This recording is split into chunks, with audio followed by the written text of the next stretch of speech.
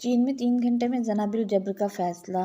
ایک دفعہ بیجنگ شہر ایک محلے میں ایک 9 عمر لڑکی سے زنا بالجبر کا واقعہ پیش آیا اور مجرم روپوش ہو گیا۔ چیئرمین ماؤ تک خبر پہنچی تو وہ خود متاثرہ لڑکی سے ملے اور اس سے پوچھا، جب تم سے زیادتی کی گئی تو کیا تم مدد کے لیے چلائی تھیں؟ لڑکی نے اس بات میں سر ہلایا۔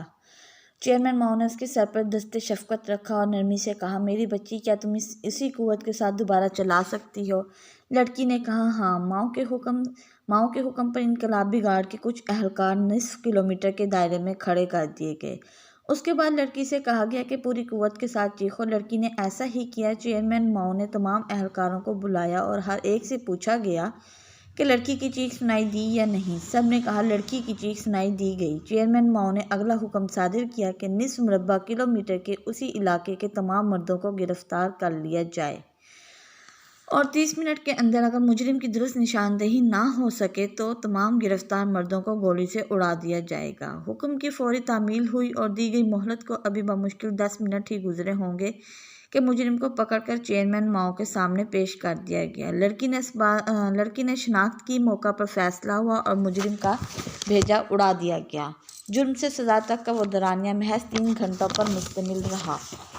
اسے کہتے ہیں فوری انصاف، جس کے بل بوتے پر آج چین کامیاب ملکوں کی فہرست میں سے سب سے نمایاں ہے۔ کاش آج حضرت عمر رضی اللہ عنہ جیسے حکمران ہوتا تو پاکستان کی معصوم زینبوں اور فرشتاؤں کو سیاہ دن نہ دیکھنے پڑتے۔ ایک محفل میں دوران تقریب کچھ باتیں ہوئیں۔ ایک صاحب کہنے لگے، آپ کی اتنی باتیں کر لیں، ذرا یہ تو بتائیے کہ نماز میں 2 سجدے کیوں ہیں؟ میں نے کہا، مجھے نہیں معلوم۔ کہنے لگے، یہ نہیں معلوم تو پھر آپ کو معلوم ہی کیا ہے؟ اتنی سی دیر میں آپ کی باتیں سن کر محسوس ہو رہا تھا کہ آپ علمی آدمی ہیں، لیکن آپ صفر نکلے۔ میں نے کہا، جناب میں صفر نکلا نہیں، میں صفر ہوں۔ میں نے کبھی دعویٰ نہیں کیا کہ مجھے بہت کچھ آتا ہے۔ کہنے لگا، آپ سنیے کہ نماز میں 2 سجدے کیوں ہیں۔ ایک سجدہ اس لیے کہ جب اللہ نے تمام فرشتوں کو حکم دیا تھا کہ حضرت آدم کو سجدہ کریں تو تمام فرشتے سجدے میں چلے گئے تھے۔ جب فرشتے سجدے سے اٹھے اور دیکھا کہ سجدہ نہ کرنے پر شیطان کو تا قیامت وعید ہوئی تو انہوں نے ایک اور سجدہ شکر ادا کیا کہ ہم حکم عدولی میں سے نہ تھے۔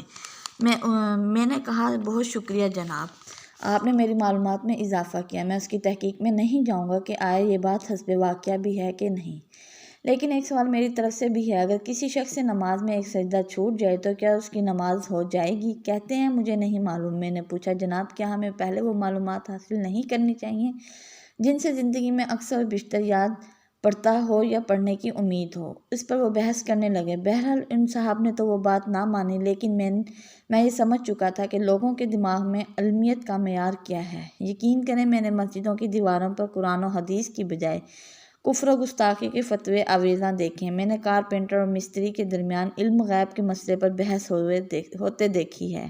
میں نے اپنی آنکھوں سے ایسے لوگوں کو مسئلے کی ویڈیو شیئر کرتے دیکھا جن کو غسل کے فرائض تک نہیں معلوم۔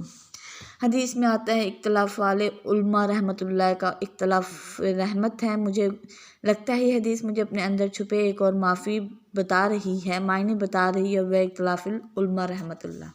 جاہلوں کا اختلاف زحمت ہے، کیونکہ علم والے جب اختلاف کرتے ہیں اور غور و فکر کے دروازے کھلتے ہیں اور دلائل کے انبار لگتے ہیں، جبکہ جاہل جب اختلاف کرتے ہیں تو بحث و تکرار کے دروار ہوتے ہیں اور گالیوں کے ڈھیر لگتے ہیں۔